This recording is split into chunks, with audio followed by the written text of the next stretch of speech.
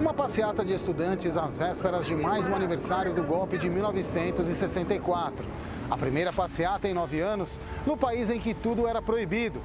A marcha que saiu da USP e chegou até aqui, no Largo de Pinheiros, na zona oeste de São Paulo, foi muito mais que uma ousadia.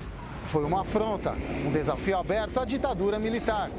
Aqui começou a agonia do regime que o Brasil não queria mais. Se realizou hoje o terceiro Encontro Nacional de Estudantes, é confirmado? Eu, como repórter, naturalmente, tive a oportunidade, estava aqui, de cobrir tudo isso. A passeata de Pinheiros foi o estopim de um ano bomba, 1977, ano em que a paciência explodiu. Mais uma vez, numa longa tradição de São Paulo, os estudantes tomaram conta da cidade para protestar. Desafiaram a ditadura aqui, no Viaduto do Chá e por toda parte. Eles formaram a linha de frente da democracia, na luta contra o autoritarismo. Todos nós jornalistas tínhamos medo da ditadura, óbvio. O que vocês querem aqui? Vai morar aqui! Vai morar aqui! Foram 6 meses de atos constantes e intensos em muitos locais de São Paulo. O conflito culminou no final de setembro, no campus da PUC, em Perdizes. A TV Cultura estava aqui naquele dia e em cada momento deste ano especial.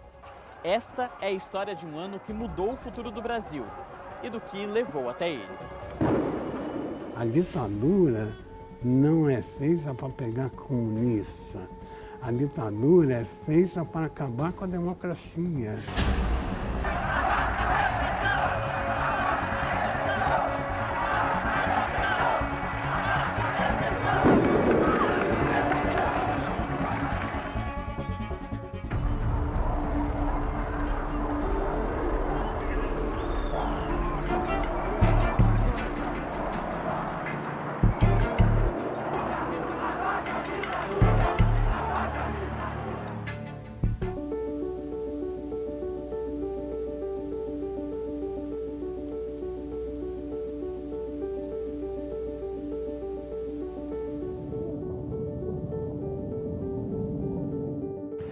São Paulo já foi uma cidade universitária, repleta de repúblicas, as pensões exclusivas para estudantes, como hoje é Ouro Preto. Em 1827, a vida provinciana e pacata dos paulistanos mudou para sempre quando se instalou aqui, no Largo de São Francisco, uma das primeiras faculdades do Brasil. O estudo do direito atraiu jovens de todo o país. A ditadura militar tem que acabar! Onde tem estudante, tem estudantadas. Muitos já disseram isso. Quer dizer que tem boemia, farra e algazarras, mas também tem estudo e debates, e muita agitação política, porque essas coisas vivem ligadas. Os estudantes participaram de todos os movimentos políticos do país nesses quase 200 anos de vida universitária.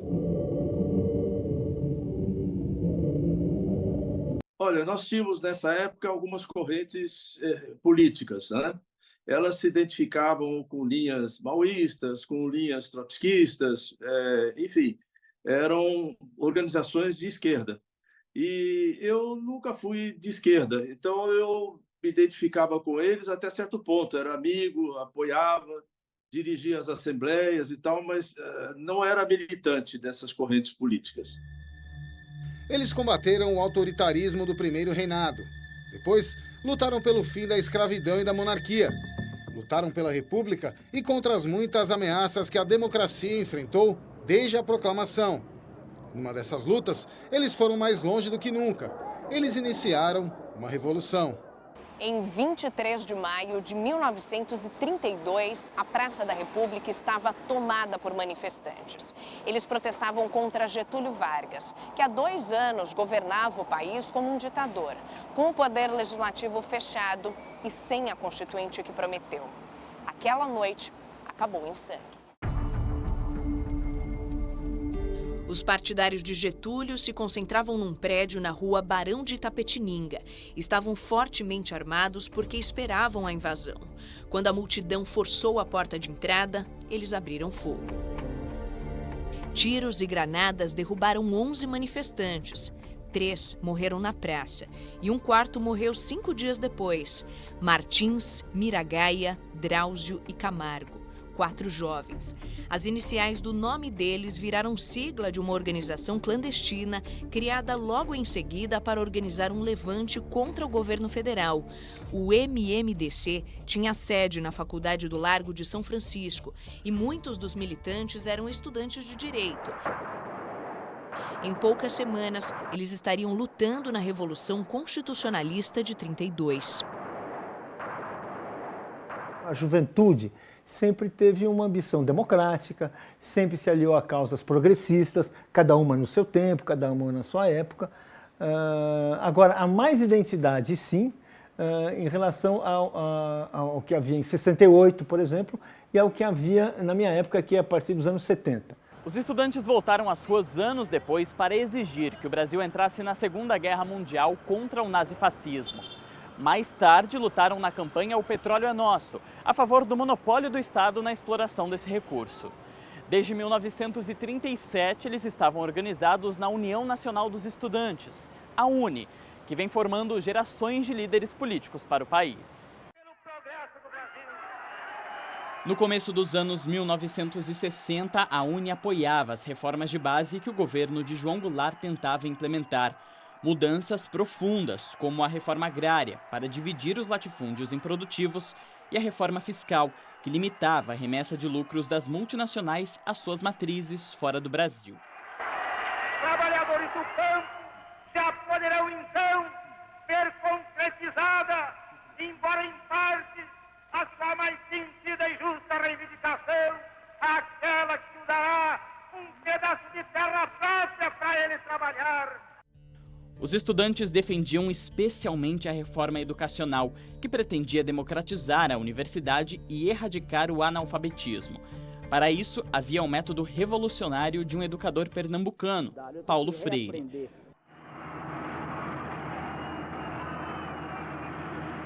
O golpe militar de 1964 acabou com o governo de Jango e com as reformas. Na madrugada do dia 31, tanques do exército rolavam sobre a cidade sem encontrar resistência. A minha vida com a ditadura começou aos 11 anos de idade, quando meu pai voltou para casa no meio do dia, no dia 31 de março. Uma coisa o que assustou a família inteira, porque isso jamais acontecia. Ele voltou muito preocupado, dizendo para minha mãe que eles tinham que sair para estocar comida e se preparar para alguma coisa muito grave que estava acontecendo, que tinha uma revolução, um movimento militar e não sei o quê. E estava muito preocupado e os dois saíram para comprar comida e não deixaram a gente sair. Eu acho difícil você dizer que a ditadura tenha se estabelecido em 64. Certo? Agora, que foi um golpe que rompe com a ordem constitucional, eu não tenho dúvida nenhuma disso. Agora, a ditadura começou a se configurar em 68 com o ato institucional número 5, certo? Se você pegar o período de 64 e 65, tinha ampla liberdade de imprensa, tinha ampla participação dos partidos políticos. Quantos deputados depois vieram a ser caçados por exercerem precisamente atitude de oposição? Você se lembra aquele célebre jornal, o Pasquim? O Pasquim não pode prosperar numa ditadura, né? Você vai publicar um Pasquim na Rússia do Putin? Você vai publicar um Pasquim na Cuba de Fidel Castro? Fora de cogitação, né? A sede da UNE, no Rio de Janeiro, foi incendiada pelos golpistas. E logo depois, a organização foi proibida. Mas ela seguiu viva e ativa na clandestinidade, resistindo à ditadura que se instalou e lutando como podia pela volta da democracia.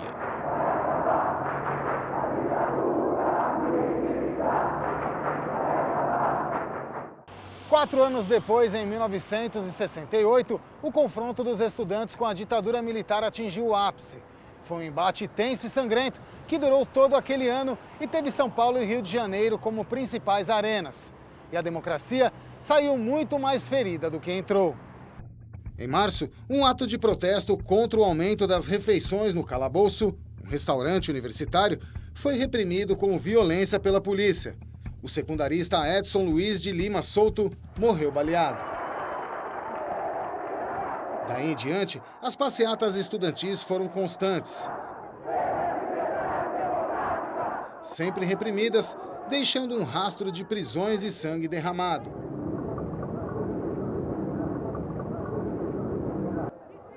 Mas elas foram crescendo tanto, com apoio popular, que a ditadura não pôde impedir a maior de todas, em junho. Ela reuniu também trabalhadores, artistas, intelectuais e políticos, e ficou conhecida como a passeata dos 100 mil. Eu vou como mulher, como atriz, como mãe, como cidadã. Eu vou porque eu quero que a opinião pública saiba que nós indo temos muita coragem para desmanchar o mito do que o estudante está querendo uma coisa errada e a desordem. Eles são a nossa esperança e nós estamos de braços abertos para aceitar todas as suas reivindicações.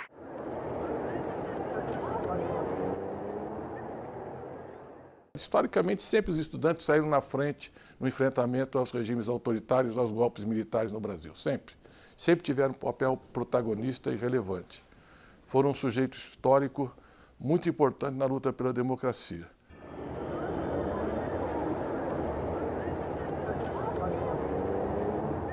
E não era só no Brasil que os estudantes se revoltavam.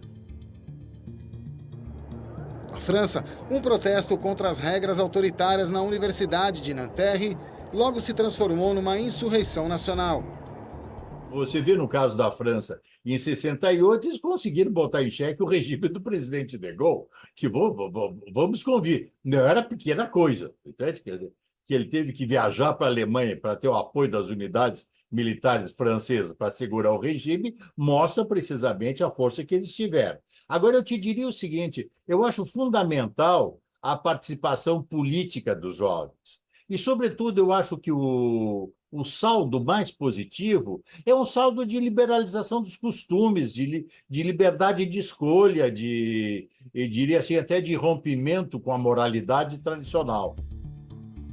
No México, um ato contra a realização dos Jogos Olímpicos no país terminou com centenas de mortos e feridos, numa ação desastrosa do Exército. Na Tchecoslováquia, os estudantes apoiavam as reformas democratizantes do governo socialista e estavam entre as primeiras vítimas, quando tanques soviéticos esmagaram a Primavera de Praga. Os estudantes combatiam em todas as partes, do Japão aos Estados Unidos, por reformas na educação, contra a guerra do Vietnã e os governos opressores do mundo. São Paulo teve passeatas durante todo aquele ano, mas o momento mais dramático aconteceu no começo de outubro, aqui na Rua Maria Antônia, entrada do bairro de Higienópolis. Aqui, a coisa foi fogo.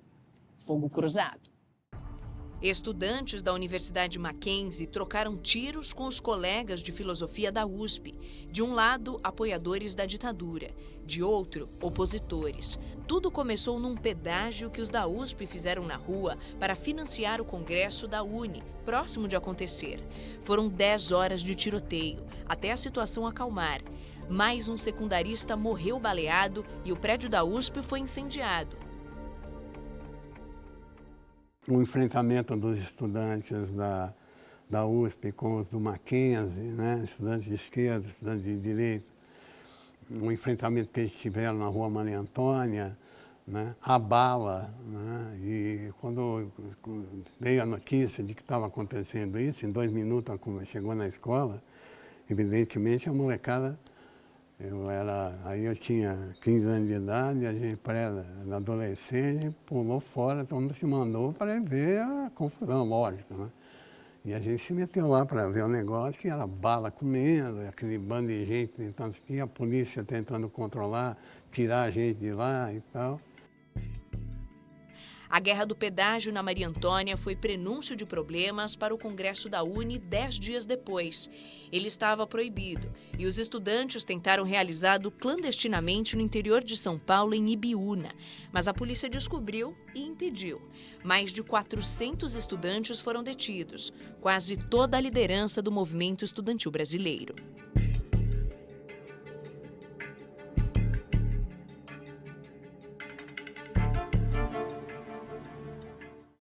O mundo pegava fogo, o Brasil pegava fogo.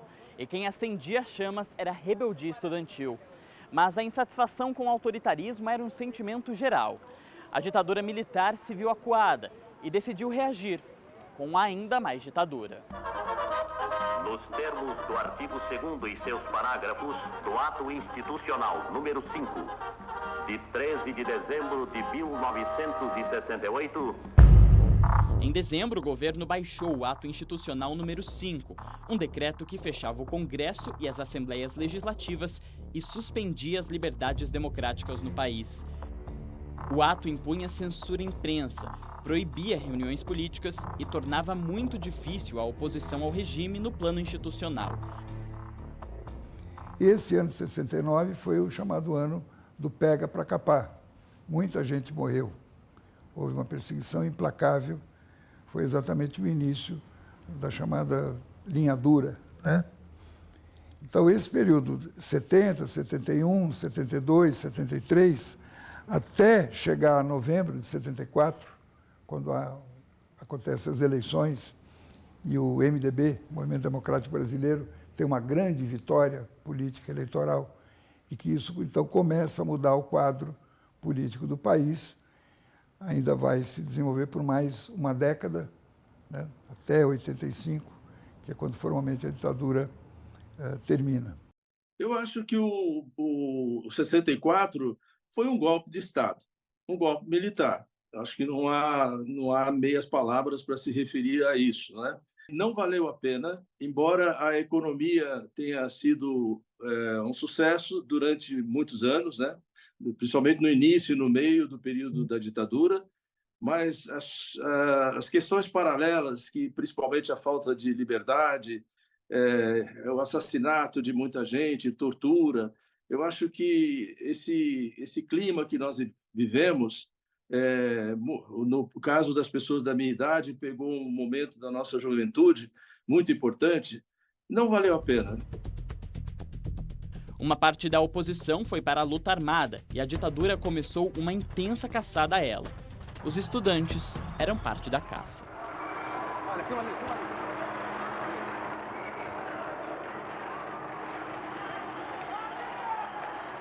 Eu nunca participei da luta armada, por quê? Porque a gente ajudava todo mundo. Então, eu achava que o caminho da derrubada da ditadura militar deveria ser com a mobilização popular e não com grupos de focos de guerrilha pequenos, aquela coisa. Eu não critico, nem condeno, mas não era a minha prática. Lançou Carlos Alberto, atira e gol! Gol do Brasil! Carlos Alberto! Anos 70, o Brasil é campeão do mundo, tricampeão do futebol.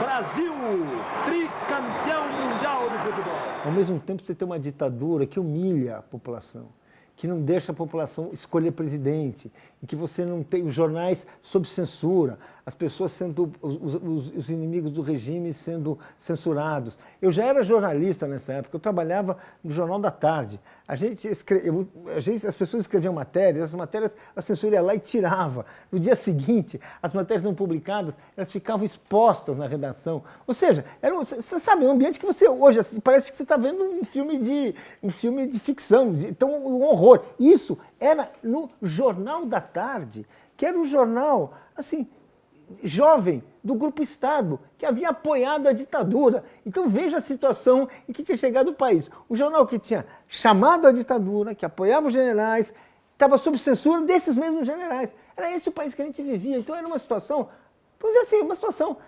inaceitável, né?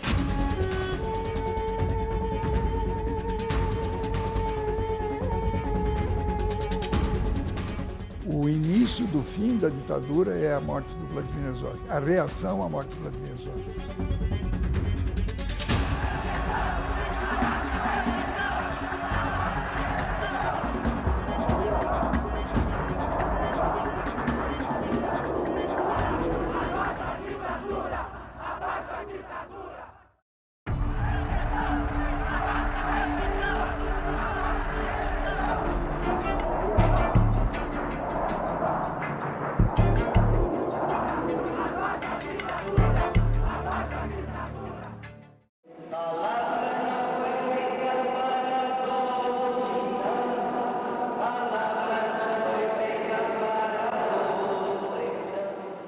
A Catedral da Sé estava lotada. Mais de 3.000 pessoas vieram para a missa.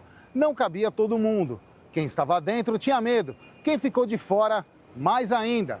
Afinal, não era uma missa comum. Era uma cerimônia fúnebre e um ato de repúdio à ditadura militar.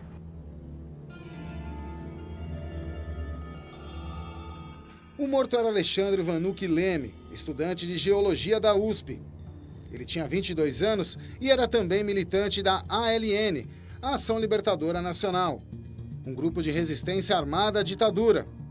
Alexandre foi preso dias antes pelo DOI-CODE, sigla de um órgão do Exército, o Destacamento de Operações de Informação, do Centro de Operações de Defesa Interna. Tinha esse nome bonito, mas fazia o serviço sujo. Não prendia opositores do regime, subversivos, como dizia, para processar e julgar.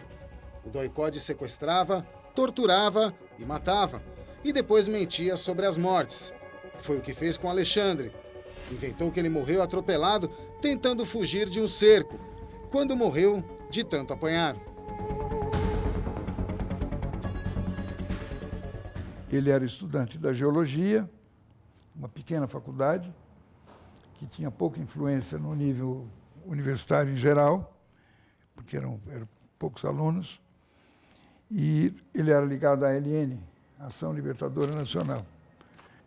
Ele é preso dia 17 de março, e a notícia de que ele foi morto, atropelado por um caminhão no Brás, foi divulgado pelo 2º Exército no dia 23 de março.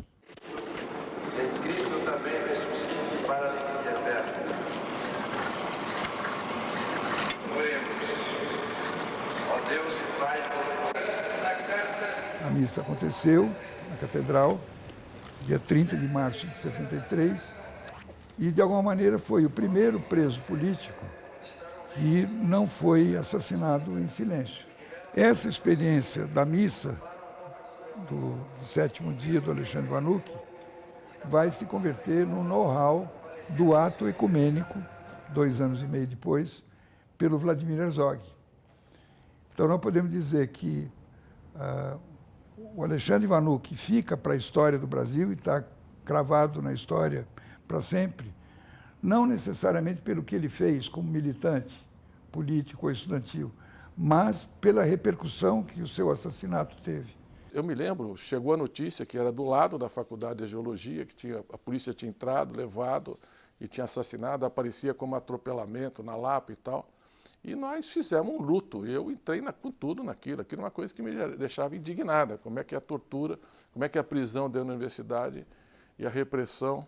Então nós pusemos um pano assim em frente à placa da Faculdade de Economia de luto, suspendemos a chopada, e iniciamos, meu trote foi um ato de protesto contra a repressão ao Alexandre Vanucchi Leme.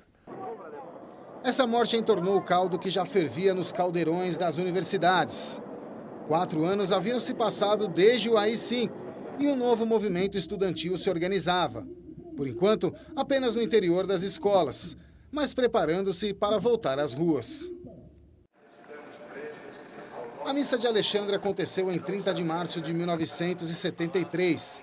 Guarde essa data, logo vamos voltar ao 30 de março.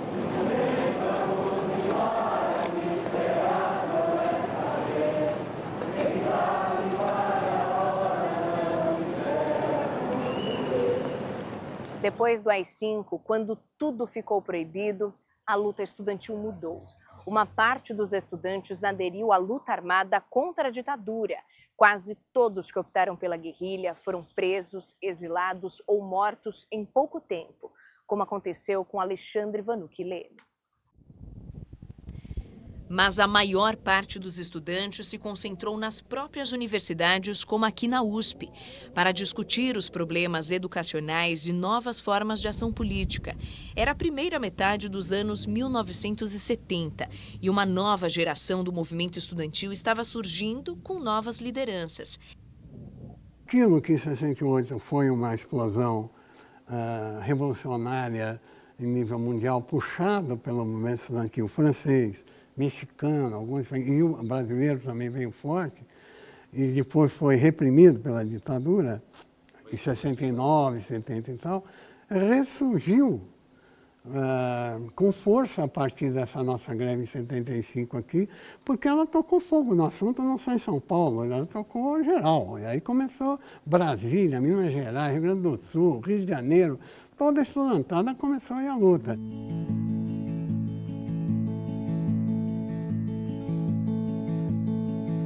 Eram jovens da era do rock e da tropicália.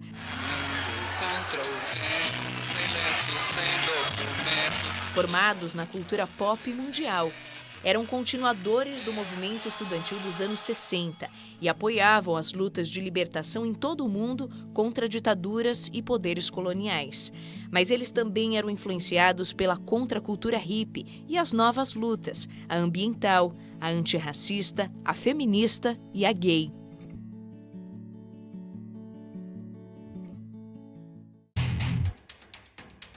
Agora, o foco mais imediato do ME era revogar o Decreto-Lei 477, o AI-5 particular dos estudantes. Ele proibia formalmente qualquer ação política nas escolas. Correntes estudantis se organizavam, conectadas a algum partido ou grupo clandestino de oposição ao regime. Em São Paulo e logo em outros lugares, as principais correntes eram 4.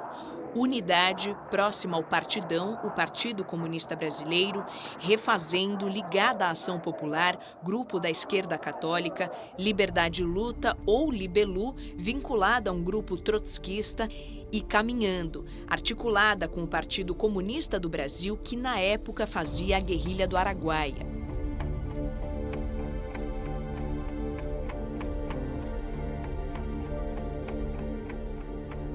Nós éramos uma força política muito presente na sala de aula, dentro das faculdades, era a maior força política da USP, a Refazendo, e a gente disputava muito as assembleias com o pessoal da Libilu, da Liberdade e Luta. Quando nós chegamos, era quase uma terra arrasada, não tinha DCE, DCE tinha sido reprimido, fechado, as lideranças presas, não tinha nenhuma entidade estudantil ampla, não tinha UEE, UNE, nenhuma entidade nacional.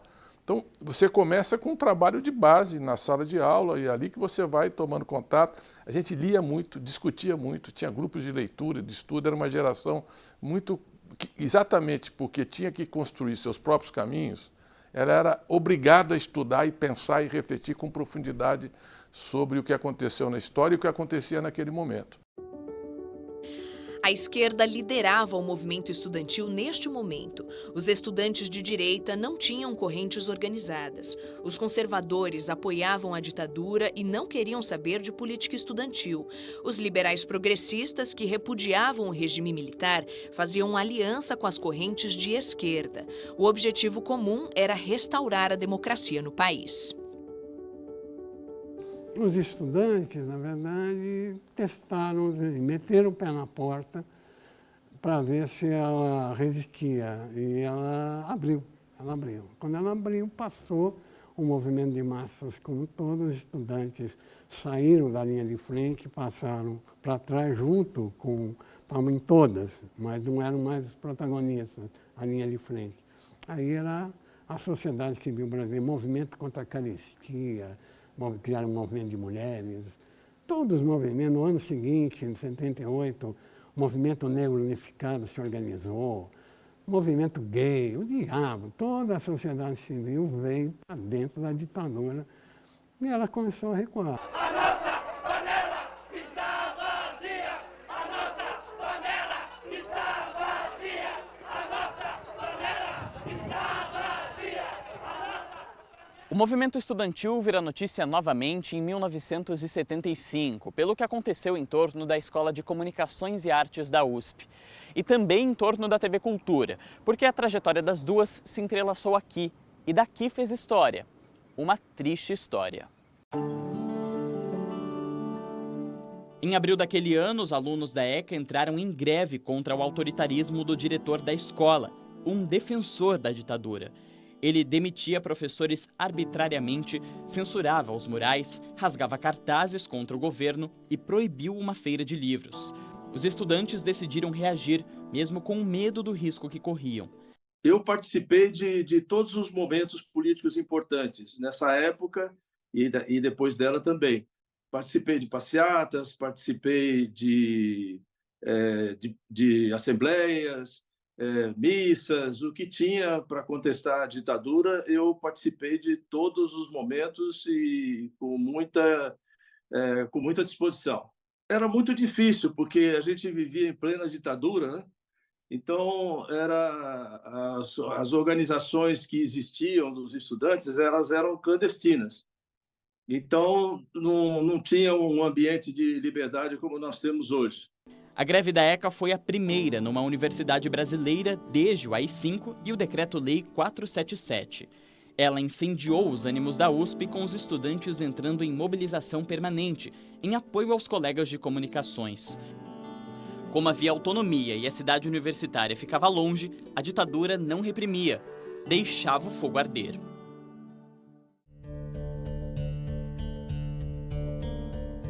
Nesse clima, um jornalista e cineasta conceituado tornou-se quase ao mesmo tempo, no meio do ano, professor da ECA e diretor de jornalismo da TV Cultura.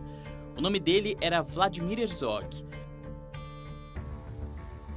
Algumas semanas depois, ele não seria apenas o professor querido e o colega admirado. Seria mais uma vítima, um mártir da luta contra a ditadura militar brasileira. Por circunstâncias que eu não entendi bem até hoje, o Vlado substituiu aqui, porque mudou a direção, mas substituiu o Walter Sampaio também na Escola de Comunicações. Então ele virou meu chefe e meu professor de telejornalismo em junho. Então começamos um relacionamento aí nessa época que durou até o 25 de outubro de 1975, que foi o sábado em que ele foi morto no ICOD aqui em São Paulo. 31 de outubro de 1975, de novo a Catedral da Sé, de novo uma cerimônia fúnebre que também é um ato de protesto.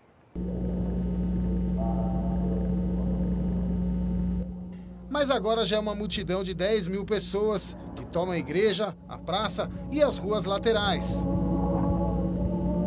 Lá dentro, encomendam o corpo de Vlado Herzog. Dentro e fora, a massa indignada quer o sepultamento da ditadura militar. Eu me lembro claramente daquele clima dentro da Catedral da Sé e do clima ao redor daquilo, né? Que tinha quase como se fosse um cerco ali em torno da Praça da Sé, né? Mas ali, quer dizer, ali eu já era um adolescente, né? 17 anos, por aí, 17 para 18 anos, e aí sim, já tinha uma ideia, já pensava em política, já tinha um outro tipo, sem nenhuma filiação maior. A partir da morte, do assassinato do Vladimir Herzog, que foi em 75, eu estava me formando na época, a gente fez uma mobilização enorme de denúncia e de mobilização, inclusive para aquela missa que teve na Catedral da Sé, nós estivemos lá, convidamos muita gente. A partir dali, houve um certo impacto no regime militar e houve uma certa abertura. Não foi uma abertura, o regime começou a fraquejar. 25 de outubro de 75, uma semana antes, Herzog foi intimado a prestar depoimento no doicode por ligação com o Partido Comunista. Entrou na manhã de um sábado e no fim da tarde estava morto, por torturas. Os matadores simularam o suicídio dele sem a menor preocupação com a verossimilhança. Na foto que distribuíram, o corpo está dobrado. Nem cabe no cubículo onde ele teria se enforcado. A mentira dos carrascos é visível.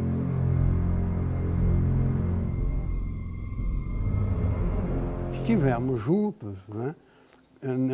Na véspera da morte dele, no final da tarde, início da noite, eu estava encerrando meu período aqui, eu ia embora, eu ia viajar, passar um fim de semana em Ilhabela, fora daqui. Ele me chamou na sala dele e falou, a barra está pesada aqui, eu vou amanhã, não vou amanhã porque não sabia, ainda não havia combinado de se apresentar. falar, eu provavelmente vou ser detido a qualquer momento. Eu estou aqui com os trabalhos da sua turma, seu, da sua turma. Eu não quero reter isso comigo, você fica com você. Se não acontecer nada e tal, se não for preso, você me devolve. Se não, você distribui para os seus colegas e tal. Mas ele imaginava que podia ser preso. Por quê?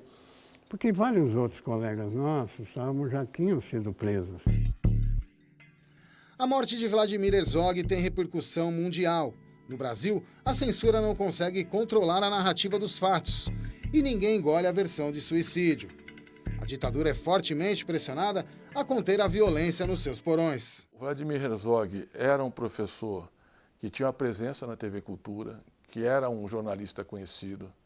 Portanto, não era alguém anônimo que foi atropelado e desapareceu. Quer dizer, era alguém que a sociedade sabia, a imprensa se indignou, uma parte importante da imprensa se sensibilizou, porque ele era um jornalista.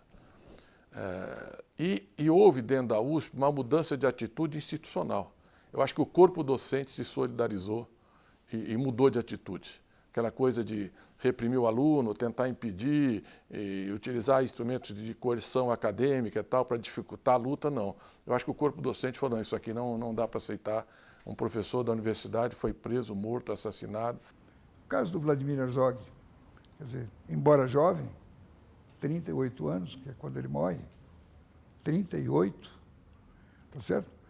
Era muito complicado o sujeito trombar de frente com o Vladimir Herzog, porque ele era competente, era um estudioso, culto, dedicado, trabalhador, fazia parte, vamos dizer, do pelotão da frente do jornalismo brasileiro. E exatamente, quando ele é preso, torturado e morto, a reação à morte dele se deve exatamente porque se abateu uma pessoa publicamente reconhecida como competente, honesta, dedicada, tá certo? Ligada ao que havia de melhor na defesa do seu país. Quando disseram apagar o Vlado, eu falei, estou salvo. Porque ninguém vai matar o Vlado sem ter um puta rebu lá fora. E foi o que aconteceu. E também assumi um compromisso de que pelo Vlado eu faço qualquer coisa. O início do fim da ditadura é a morte do Vladimir Herzog, a reação à morte do Vladimir Herzog, onde se juntou o mundo oposicionista, o parlamento, o movimento estudantil, a igreja, os artistas. Qualquer um dos outros que estava preso lá na época, se fosse morto, não teria acontecido nada. Mas o sujeito dirige o departamento de jornalismo da TV Cultura, depois de ter tido passagem pela BBC de Londres, de ser reconhecido como um dos melhores jornalistas jovens do Estadão. Como é que esse cara foi chamado pelo secretário da Cultura, o Mindlin, começando a desenvolver um trabalho jornalístico na TV Cultura, que não era fazer comício, bababá, nada. O que ele propôs, o que ele deixou como esboço do manual de jornalismo público da TV Cultura era fazer reportagem, ouvir as pessoas. Sofrerá a consequência. A resistência democrática redobra o ânimo de derrubar o regime nefasto. Na imprensa, na sociedade, no empresariado, aumenta o repúdio. E nas universidades, estudantes se preparam para o próximo ato desse drama. 77 foi o ano que enfrentou a ditadura e viu que ela não tinha lei. Liberdade! Liberdade! Liberdade! Liberdade! Liberdade!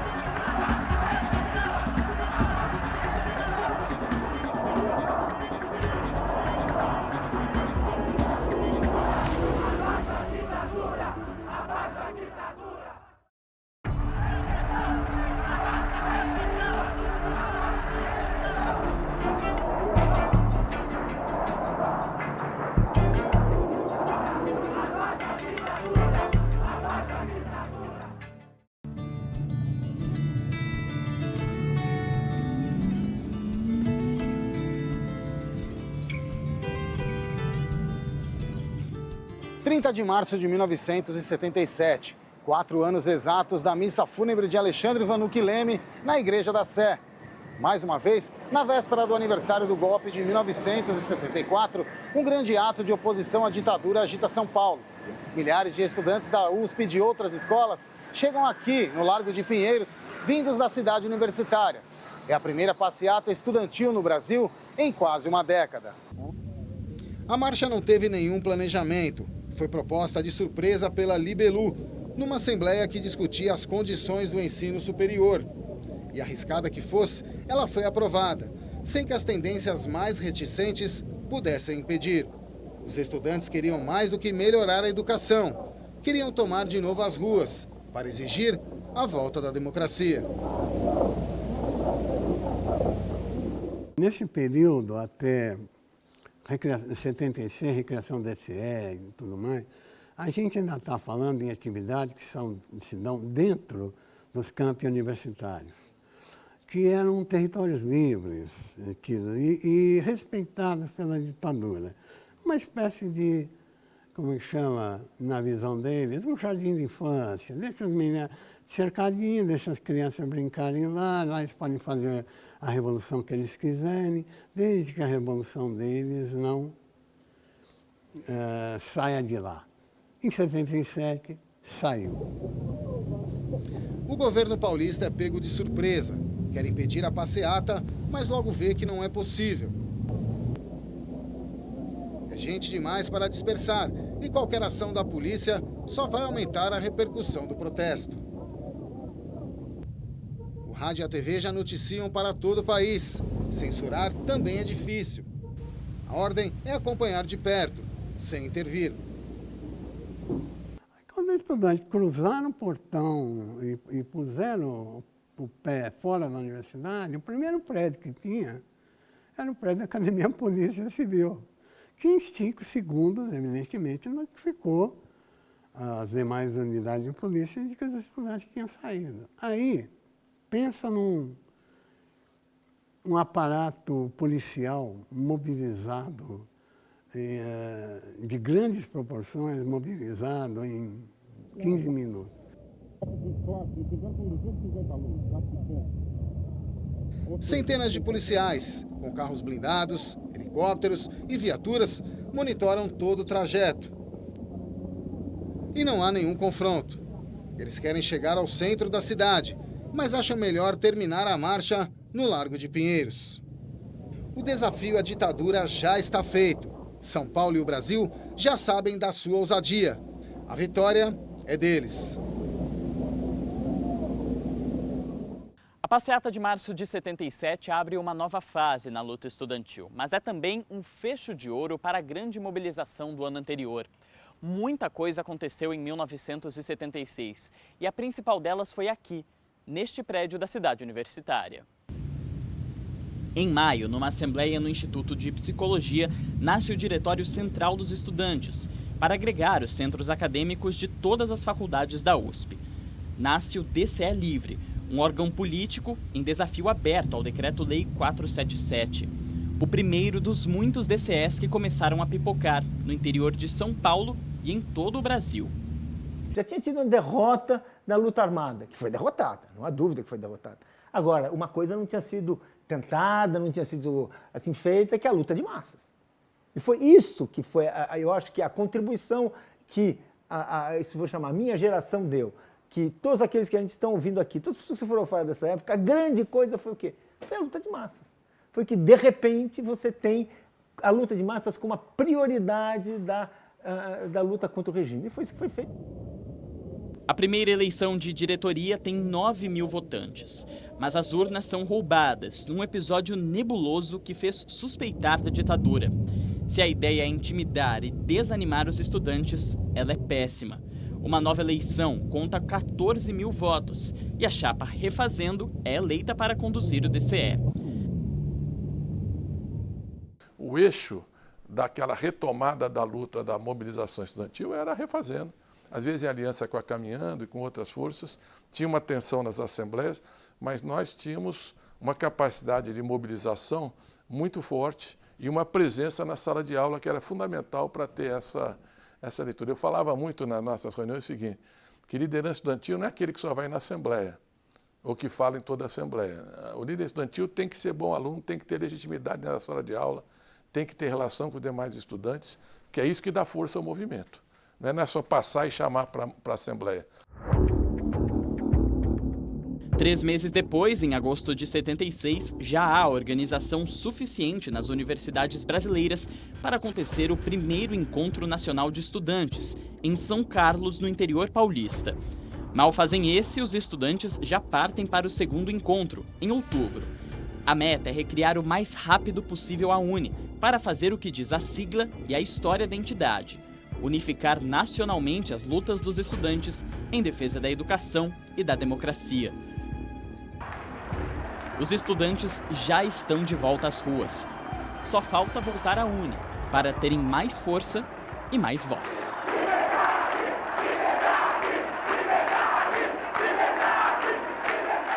A passeata de março de 77 traz os estudantes até aqui, o Viaduto do Chá, que há 130 anos liga o centro histórico de São Paulo ao lado novo da cidade. Um marco simbólico de transição para o futuro, como o movimento estudantil também vai ser. 77 foi um ano que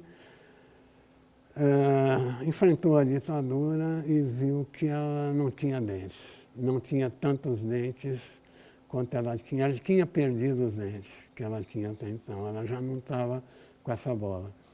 E o ano que abriu a porta para a democracia passar.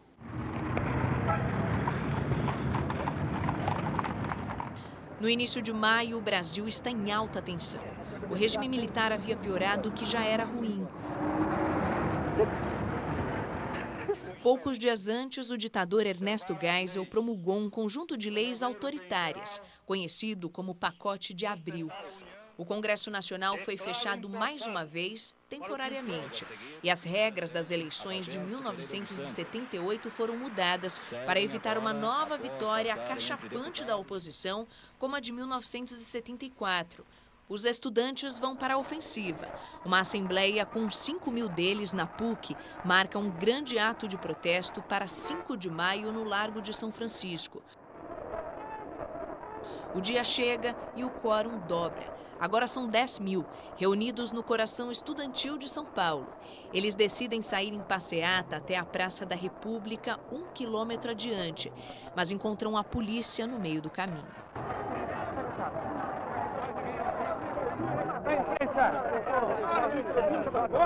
Passeata não pode permitir. Volta para casa que está tudo em paz.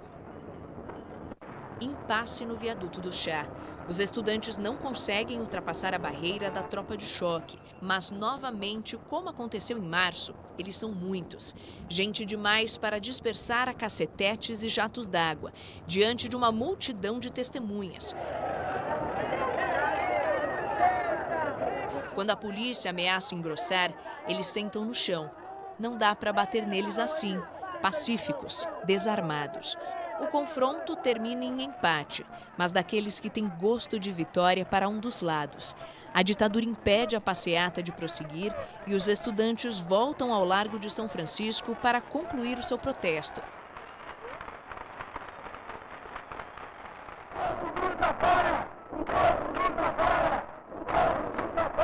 A torcida é toda deles. É bom aproveitar agora, porque o jogo vai engrossar, e muito.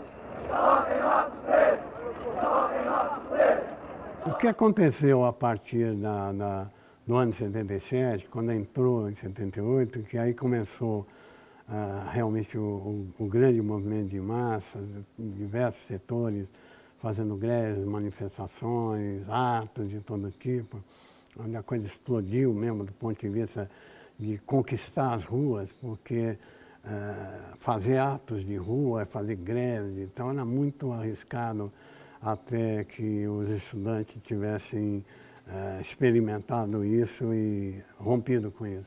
As greves operárias começam em maio de 78. Depois vem a luta pela anistia em 79.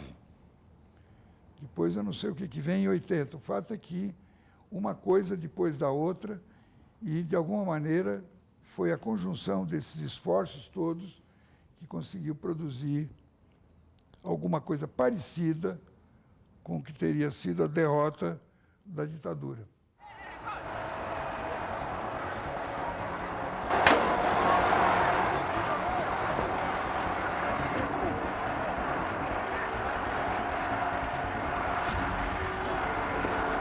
Ato público está proibido, só isso.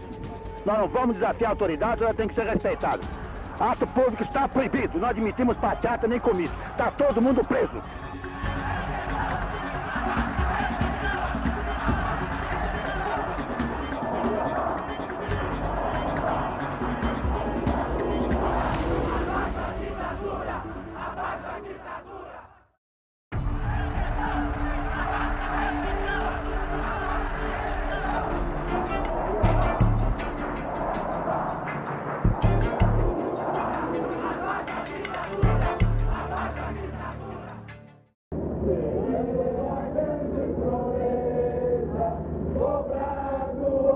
de agosto seria uma grande proeza cobrar do 11 de agosto. 11 de agosto, dia dos cursos jurídicos no Brasil. Em geral, os estudantes são notícia nesse dia pela pendura nos restaurantes. A tradição de comer e beber sem pagar a conta para celebrar o Dia do Advogado. Mas em 1977, a confusão não foi nos restaurantes, foi no Largo de São Francisco. E naquela noite, ninguém estava comemorando nada. Que culminam num modo elitista e antidemocrático. Lá dentro, no Salão Nobre da Faculdade de Direito, juristas, intelectuais e políticos fazem um ato de repúdio à ditadura. Um professor emérito, Gofredo da Silva Teles, leu uma carta aos brasileiros, pedindo Estado de Direito já. Somente é legítima a ordem que nasce, que tem raízes, que brota da própria vida no seio do povo. Ele fala por todos ali. É uma manifestação forte contra o regime. Contestação aberta de gente importante, influente. Aprendemos uma dura lição. Aprendemos definitivamente que fora do Estado de Direito, a segurança, com seus órgãos de terror, é o caminho da tortura e do aviltamento humano.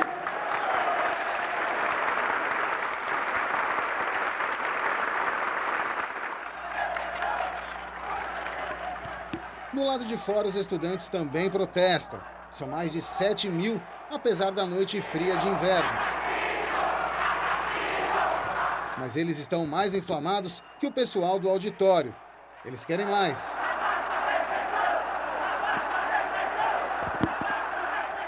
E exigem o fim do regime militar. Diante deles, a tropa de choque da Polícia Militar, comandada por um tipo falastrão e durão, Coronel Erasmo Dias, o homem da ditadura na Secretaria de Segurança. Não vai haver concentração lá no São Francisco às 5 horas, só isso. Aqui fora não, aqui não. E daqui a pouco eu vou funcionar isso aqui, concentração, hein? Eu fui cobrir esse negócio. Só que na hora, nesse dia diferente, até porque o coronel Erasmo, a força de repressão, a ditadura, o governo federal ficou muito irritado pelo fato daquela afronta de maio dos estudantes no dia do Chá, quis reprimir, entendeu? Então ali ele falou, olha, não vai ter show, se fizer, mas nós vamos dissolver. O ato está proibido. O coronel manda os estudantes se dispersarem. Não consegue nada deles, só vai de volta. O coronel manda a tropa cumprir sua ordem. Não é comunista que vai empunhar a bandeira do Brasil, não, viu, meu amigo? Aqui é meia dúzia de maoísta comunista, que um dia vai ter o destino, Deus sabe. Os carros de assalto lançam jatos de água. Voam as granadas de gás lacrimogênio e as bombas de efeito moral.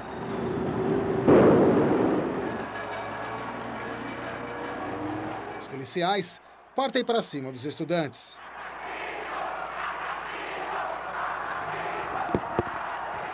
O que eu considero?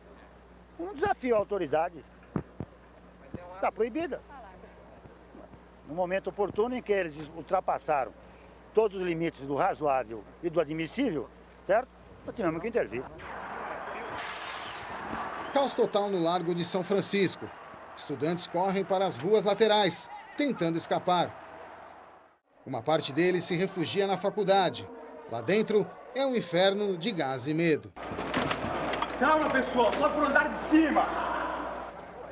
Os professores negociam uma trégua com o coronel. Pedem salvo-conduto para os estudantes. Eles saem da escola por um corredor polonês. Saem ilesos até onde os jornalistas e as câmeras podem testemunhar. Fora da vista deles, estão entregues à própria sorte. Muitos fogem, vários apanham e outros vão presos.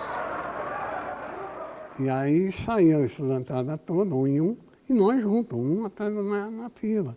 Junto, quer dizer, só nós estávamos lá dentro, tinha uma entrada lá de doido. E os colegas lá, filmando, fotografando, enquanto tinha câmera aqui, tudo lindo, beleza e tal, só ternura. Quando a gente fez a curva, no corredor polonês, saiu queimando, e aí, digamos, nós experimentamos ali como é que chama? A expressão física da ditadura brasileira. Agora será sempre assim. A tolerância da ditadura acabou.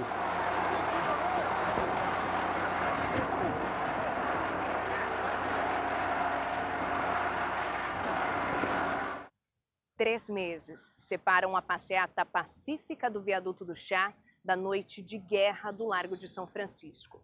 Neste meio tempo, muita coisa acontece e a violência vai escalando. A organização dos estudantes avança. Em São Paulo, eles renovam a direção do DCE da USP e fazem a primeira assembleia pela volta da UEE, a União Estadual dos Estudantes. Eles saem de novo às ruas pela anistia aos presos e exilados da ditadura. Passeatas e manifestações relâmpago são reprimidas pela polícia.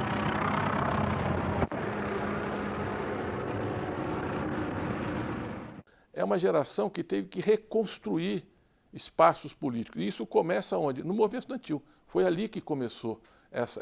Então, é uma geração de reconstrução, é uma geração que tem um profundo compromisso com a democracia, é uma geração que vem na luta pelo Estado Democrático de Direito, que acha que as liberdades democráticas, liberdade de expressão, manifestação, são inegociáveis, que quer uma transformação num cenário de ampla, geral e restrito à democracia.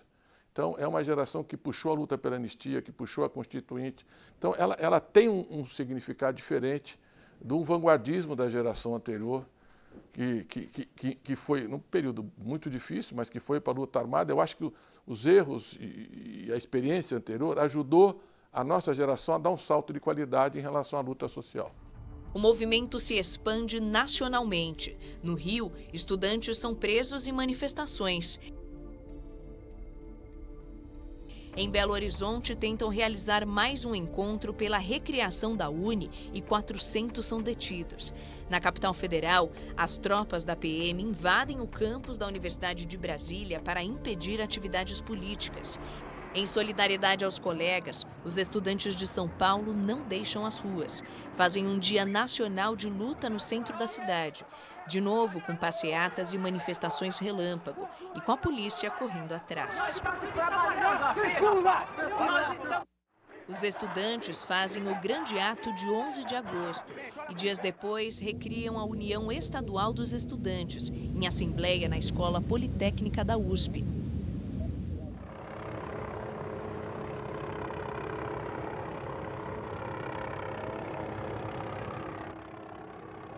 Eles persistem nos atos públicos, reunindo-se agora na Faculdade de Medicina na Avenida Doutor Arnaldo, sempre com a polícia nos calcanhares.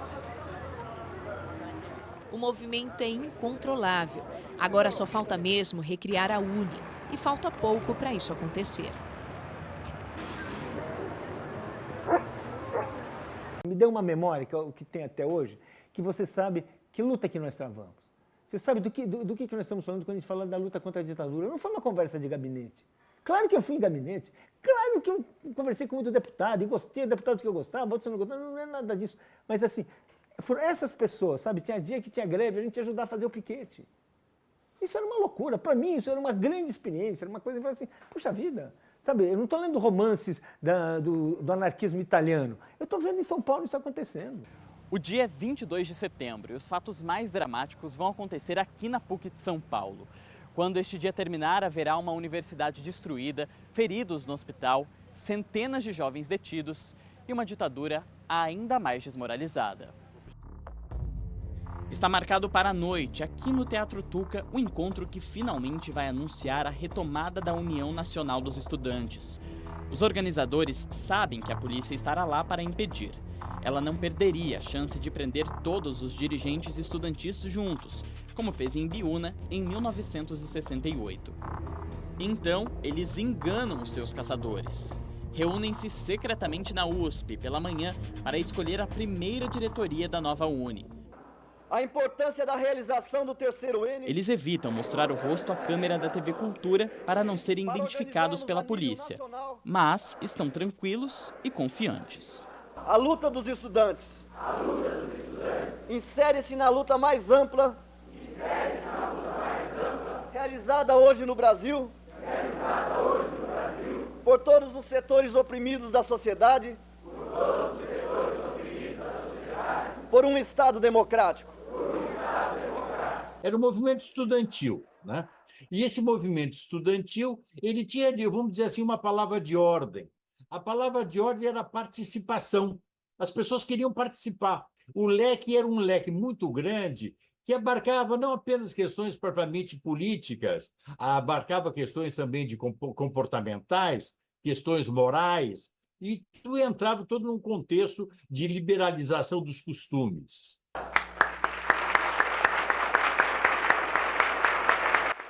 Na Assembleia, os estudantes ficam sabendo que a comissão Pró-Uni foi formada. Chegou a informação aqui na reunião da Faculdade de Medicina que se realizou hoje o terceiro Encontro Nacional de Estudantes. É confirmado?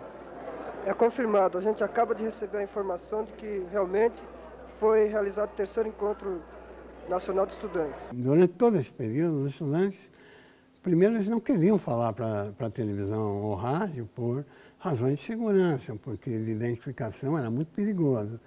E quando começaram a falar, quer dizer, acharam importante falar porque o movimento foi crescendo, era importante isso, não revelava fácil, então todo mundo ficava de costa. Era uma coisa que era natural, né? Quando a noite chegar, nenhum membro dela estará mais em São Paulo para ser preso. O coronel Erasmo Dias só fica sabendo disso à tarde, e pela imprensa, porque a sua rede de espiões na USP não funcionou. Ele fica furioso e garante que o ato da PUC não será permitido. Aí a gente gozou ele, né? Jornalista, mas tudo novo também, moleque ousado, abusado. Pô, coronel, o senhor aí cheio de espião em tudo quanto é lugar aí, olheiro em tudo quanto é lugar, só não contaram para o senhor? Agora o dia já está criado desde de manhã, coronel. O ato da noite é só festa. Ah, rapaz, para quê? O homem ficou fulo da vida. Né? E aí ele terminou a conversa, passou a dar ordem pelo telefone e não sei o quê. E eu, todos os colegas que estavam lá, a gente sentiu, o bicho vai pegar. Os estudantes desafiam a proibição mais uma vez. Milhares se reúnem na PUC e nas ruas vizinhas. Os policiais invadem a universidade com truculência máxima. Bora daqui, o que vocês querem aqui? Vai embora daqui! Vai embora daqui!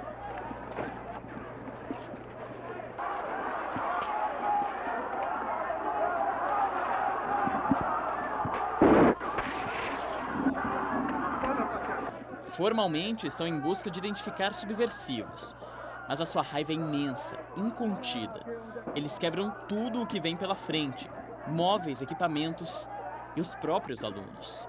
Ato público está proibido, só isso. Nós não vamos desafiar a autoridade, ela tem que ser respeitada. Ato público está proibido, não admitimos passeata nem comício. Está todo mundo preso. E hoje vão ser enquadrados na Lei de Segurança Nacional. Quantas pessoas foram presas? Não sei quantas. Quantas tiveram aqui? Onde é que nós estamos?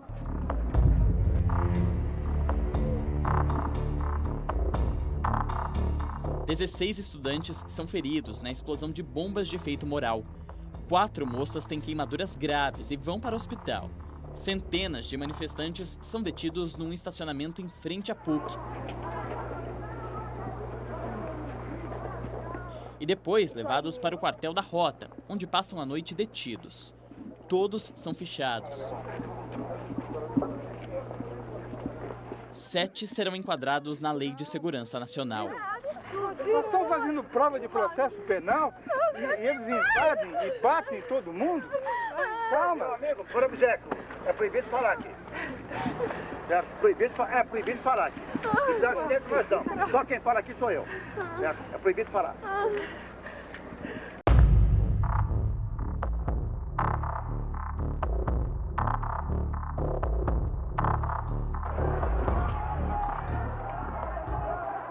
Tem a lembrança daquela noite, né? O pessoal que estava organizando o encontro ali falou, não, nós vamos resistir, vamos, calma para o pessoal. A gente foi ficando, mas só que chegou no momento que os policiais invadiram, né? Invadiram o campus da PUC ali, bem a entrada ali em frente ao Tuca, né? Era bem em frente ao teatro. As mulheres foram embora, quer dizer, mais inteligentes como sempre, né? Elas correram para fora da PUC. E nós corremos para dentro.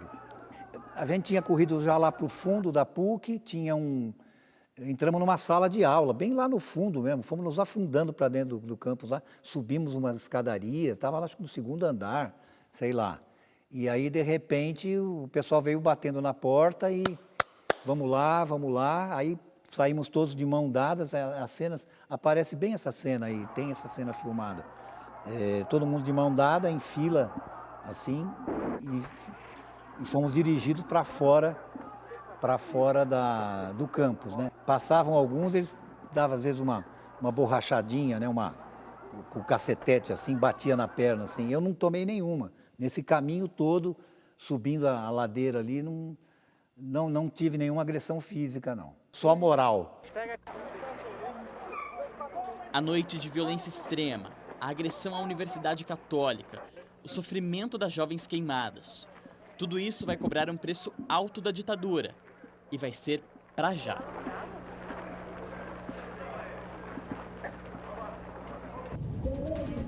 A greve dos metalúrgicos continua. A decisão foi tirada numa assembleia com a participação de mais de 5.000 metalúrgicos que começaram a chegar ao Estádio Municipal do Pacaembu no início da tarde.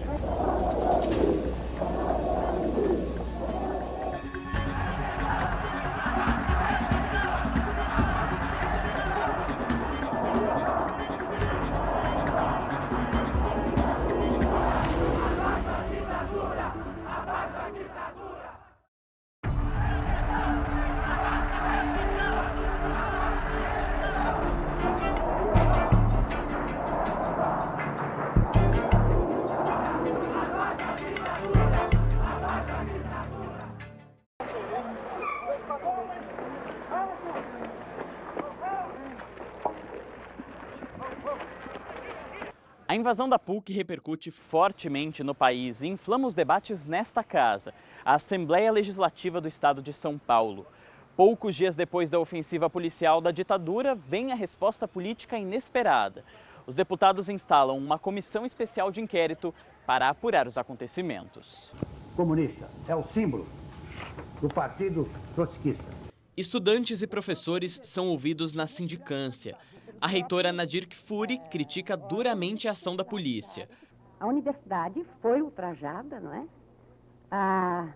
Nossos alunos, nossos professores, nossos funcionários indignamente tratados.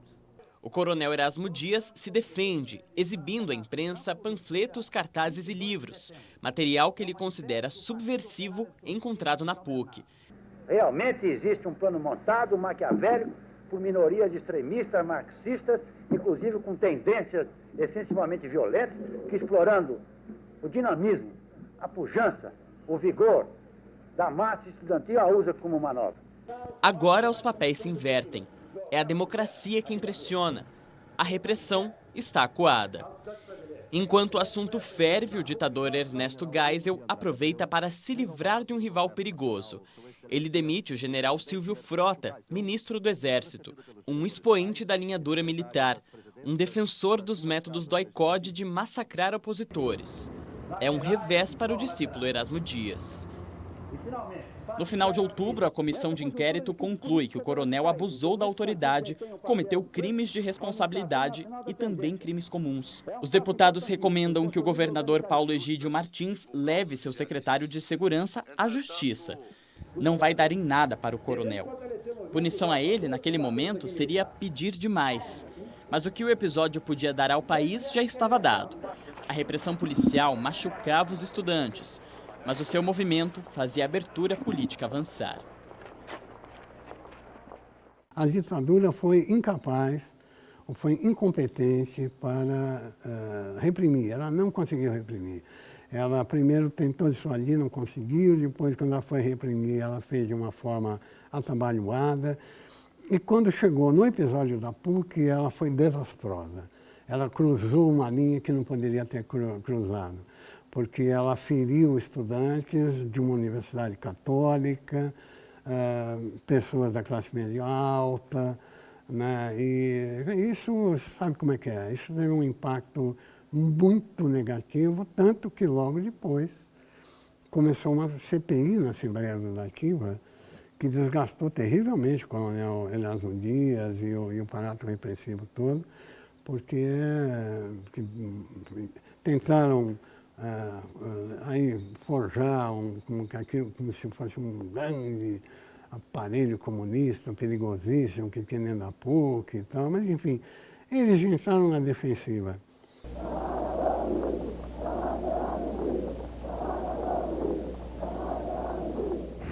Seis meses depois do último ato estudantil de 1977, outros personagens tomam a cena política nacional.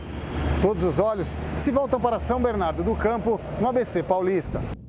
Na manhã de 12 de maio de 1978, nesta fábrica de caminhões, os trabalhadores batem o cartão de ponto e cruzam os braços. Começa a primeira greve operária no Brasil, desde o AI-5. A primeira de muitas, que vão acontecer em todo o país. A greve dos metalúrgicos continua. A decisão foi tirada numa assembleia com a participação de mais de 5.000 metalúrgicos que começaram a chegar ao Estádio Municipal do Pacaembu no início da tarde. Ao longo deste ano e dos próximos, as greves se alastram. Trabalhadores de todos os setores da economia fazem paralisações em busca de melhores salários e condições de trabalho. Não tem que fazer hora extra nem de sábado nem de domingo. Se der almoço, vocês comem almoço, tomam Guaraná, mas não façam hora extra não. Não vão fazer hora extra não. Em busca do próprio direito de greve. Algumas delas enchem estádios e entram para a história do Brasil. Confronto entre policiais e metalúrgicos provocou hoje a primeira morte nesta greve dos metalúrgicos de São Paulo, Osasco e Guarulhos. Por volta das 4 horas da tarde, deu entrada aqui no pronto-socorro municipal de Santo Amaro o operário Santo Alves da Silva com um ferimento perfurante na base do pulmão. Ele morreu 3 minutos depois de ser atendido pelos médicos de plantão aqui.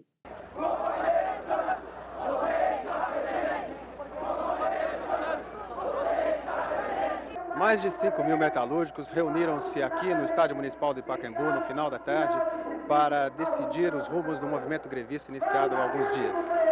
O movimento começou por volta das 2h30, 3 horas da tarde, quando chegaram os primeiros metalúrgicos. Mas o grosso dos metalúrgicos começou a chegar em torno de 4 horas, o horário marcado inicialmente para o início da Assembleia. Essas pessoas vinham do enterro do operário que foi morto ontem num choque com a polícia.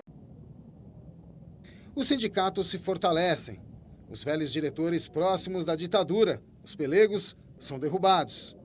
Uma nova geração de líderes sindicais desponta. No futuro, muitos deles serão parlamentares e governantes.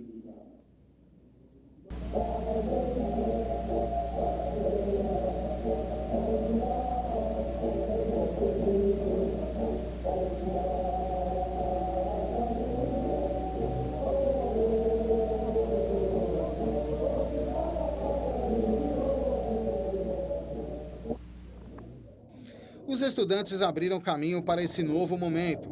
Testaram a resistência do regime militar e mostraram que ele já não tem a força repressiva de poucos anos atrás. A sociedade organizada, unida pela democracia, faz a ditadura recuar. Trabalhadores já podem tomar a frente das lutas democráticas. O protagonismo agora é seu.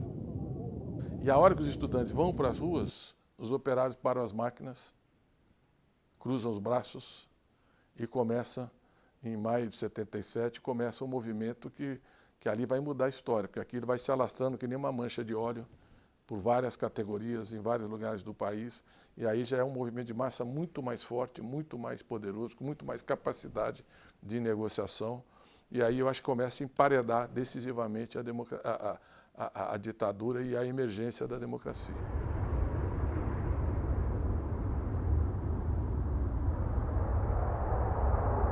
Tempo bom, céu aberto. Esse é o clima de 1979. Clima necessário para a revoada dos exilados políticos que voltam ao Brasil com a anistia. Encaminhando ao Congresso Nacional o projeto de lei da anistia. Os aeroportos, como este aqui de Congonhas, vivem grandes festas de recepção, que também são atos pela democracia. A emoção maior foi ter saído do Brasil do que ter chegado. Porque eu fui catapultada do Brasil. Ninguém me perguntou se eu queria sair, não, entende? E onde tem festa e política, já sabemos há 200 anos, tem estudante no meio. O clima começa a desanuviar no país em março, quando o último general da ditadura toma posse na presidência da República. Em vez da transição lenta, gradual e segura de Ernesto Geisel, João Figueiredo chega prometendo abertura política mais rápida. Nunca exigimos nada pelo cumprimento do dever. A ditadura ainda vai levar mais 5 anos, 6 anos para efetivamente acabar. Ainda vai ter um movimento da direita já lá na frente.